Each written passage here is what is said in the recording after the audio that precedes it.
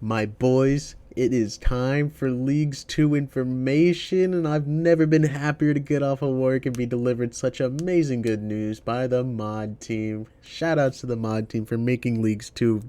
I've already read through it a little bit, and it's extremely exciting, so let's just jump into it, boys. The rules, we're starting off in Mist Thalin. I don't know how to pronounce it, so you're going to have to deal with me just throwing it off back and forth here. But it's basically from Edgeville, a little bit of Kandarin Desert, um, and north towards Varrock, but not the Wilderness Ditch. Obviously, that'd be a little different. I don't know if they're going to include Paterdomas in this as well, but we will see. We will see. And of course, Edgeville a little bit too, but I don't believe it includes Port Sarum. And that matters because the way this league works is it's area locked, similar to those YouTube accounts that tried doing it, those area locked Ironmen, right? And you can unlock more areas by completing a fixed number of tasks instead of league points. Your choice of areas will be limited, so choose wisely. Corinne and Kebos cannot be unlocked. Only the existing respawn points and areas you've unlocked will be available. Death's Office, the player-owned house, random events, and the Essence Mines will be accessible from all areas. Tasks assigned by Slayer Masters will take place in areas available to you, and be warned, if you should somehow get out of the area you're locked in, you'll be quickly teleported back. So they've already thought about you goobers out there that are going to try to get out. And I'm sure there are plenty of ways to figure out how to get out, you know. As always, you'll be an Iron Man. There's no trading to accommodate the increased number of Iron places. Select shops will have more supplies and accelerated restock rates. Excellent. Everyone will have a 5 times accelerated XP rate. Similar to the last league. Very, very good. Starting stats will be level 3 Herblore and 10 agility for the sake of training those skills. And the Druidic Ritual in Lost City will be unlocked immediately. I'm pretty sure with Lost City being unlocked, you can go down to oh man, I forget what that place is called. The fairy place. You can go down there with 10 diamonds. 10. I think it's 5 or 10 noted diamonds. Maybe it's unnoted, but you can go into that little area off to the side that you've probably never actually been into unless you're an Iron Man already. And there's a shop that has a couple of dragon items, dragon weapons, the dragon dagger and the dragon longsword, and I think there's one other, but those are the two notable ones. So if you want a really powerful slash weapon and probably the best spec weapon that's gonna be available to us, that would be the areas you want to go to. And some of the tasks, they're not all here, of course. Yeah, this is just like the little teaser, the appetizer for eventually what will be the big boy. Like stated above, as you complete tasks, you'll be awarded sort of like a kind of points, sort of.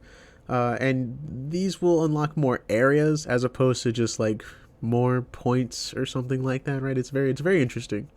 So some tasks will be area specific, like entering the Cook's Guild, and that's over in Varrock, defeating Obor, again in Varrock, in the Hill Giants little area where you need the Dusty Key, which would probably be one of the best training areas, because that's where the big bones are as well, and Obor will have I wonder if his club will actually end up being pretty good. It's probably the best strength weapon we'll have available. Like a 1 in 500 drop rate, I think. Pretty interesting.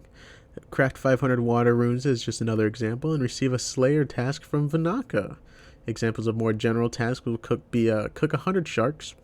Kind of a big order right there, but 5 times XP rate will make easy haste of that. Obtain a Mark of Grace. You can do that almost immediately over in Edgeville, because the agility course will be unlocked. You only need like 10 agility to get there anyway, or to use it. Equip a U shortbow, kind of a big order. And the toughest one, defeat a goblin. Oh boy.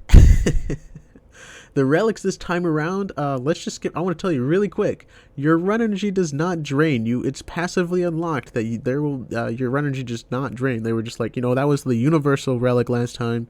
And, I really wonder how the last league would have changed if, everyone started with that relic, because it's kind of the one everyone took. I personally took the prayer one because I enjoyed getting all the prayer levels, like, super quickly. It was awesome.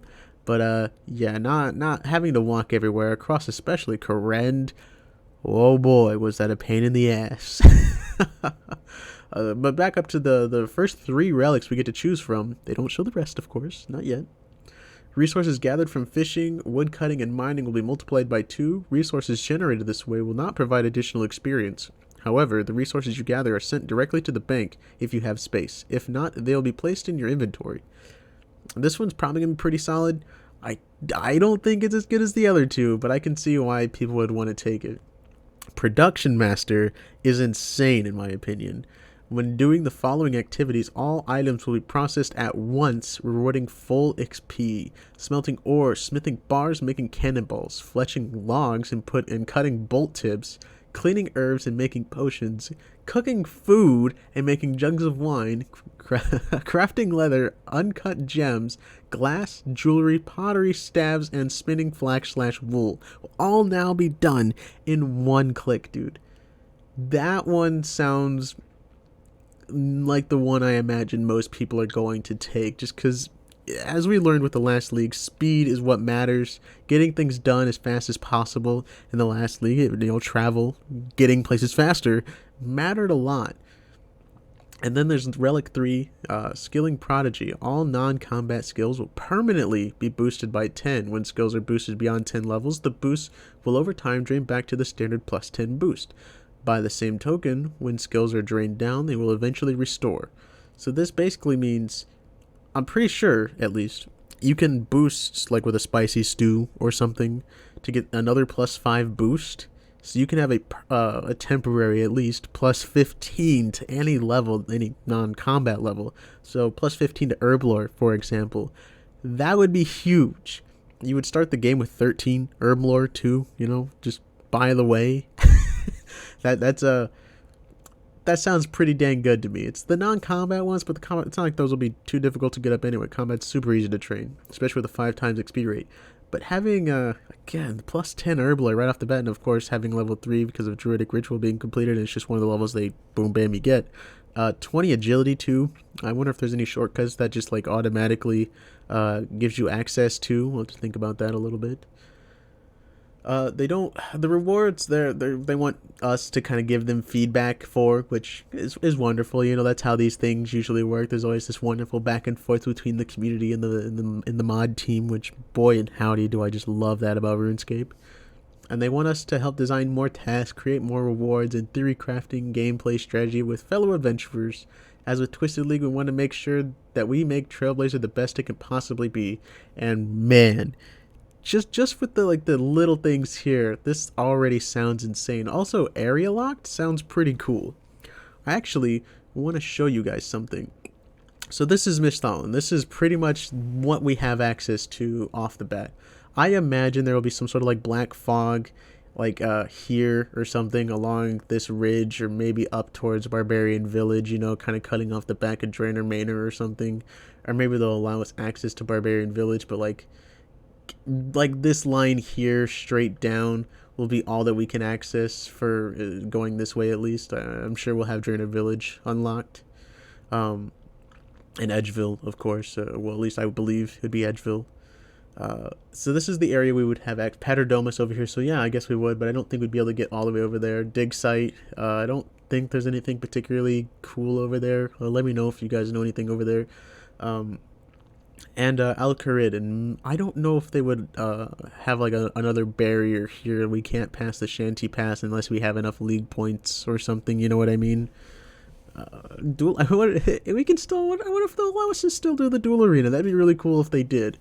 But anyways, why I wanted to show you this is not just to show you like the areas we have access to, which it's a pretty big area. It's everything we're all very familiar with, and I think one of the reasons they're doing this is because they are really pushing the new player experience. So this is something new players will be able to hop into as well and pretty much be familiar with, or for the most part. Oh gosh, I just remembered. There's the adventure paths too, right here at the new pub in Lumbridge. Think about that one, guys. I don't know if you've done them yet, but there's some pretty interesting ones. You get like steel items like right off the bat of the game. It's pretty interesting. But over up in here, this is the ham storage area. And I highly recommend we all try to do the ham quest line, because it's gonna have as much as we can do of it, at least. I'm not sure how much we can do and not do, but most of it I'm pretty sure takes place in Mistthalin anyway, Kingdom of Mistthalin. But in the ham area, there's some place called the ham storage room, and if you're an Iron Man, or low-level Iron Man at least, you need to come here. This is such an amazing place that I had no idea about until I became an Iron Man. It's not something you really need to do as a low-level account. You don't really need the items from this place. Here's what it looks like. It's like there's just some patrolling ham members, and you just kind of pickpocket them and run away from them and whatnot. It's pretty fun. I like it. But the rewards you get from so you pickpocket them, and then you get a series of keys and the normal drops of that you would get from pickpocketing the guards. You get coins as well, but you look at this. The sapphire necklace for the game's teleport, that's going to make getting up to Birth Rope excellent. So easy. The sapphire ring, and for rings of recoil, which I imagine will be one of the best. It'd probably be the best in slot ring if I had to wager. I mean, what other ring are we going to use, you know? And the sapphire amulet for magic, that's pretty good. Ring of dueling, very good. Ruby necklace, dig site, teleport to dig site, that's not bad.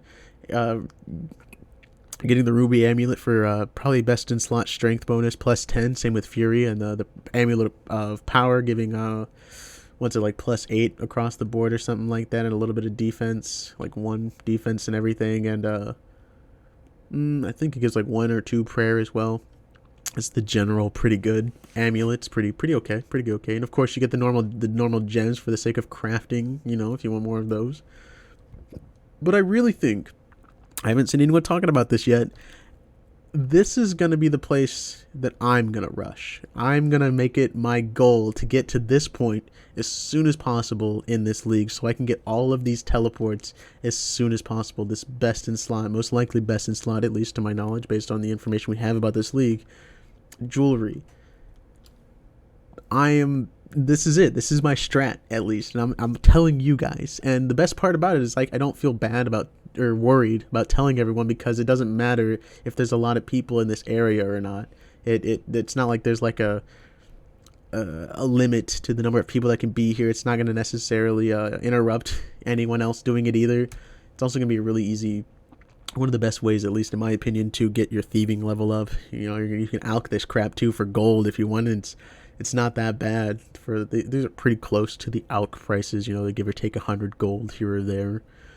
But yeah, man, that's my little tip for y'all. Tell me if you guys have any cool tips in the comments below. That's mine for you. Have a good one. That's it. Leagues 2, guys. Where's the hype? It's all here. The hype is all here. See you in Leagues 2 in a couple of months.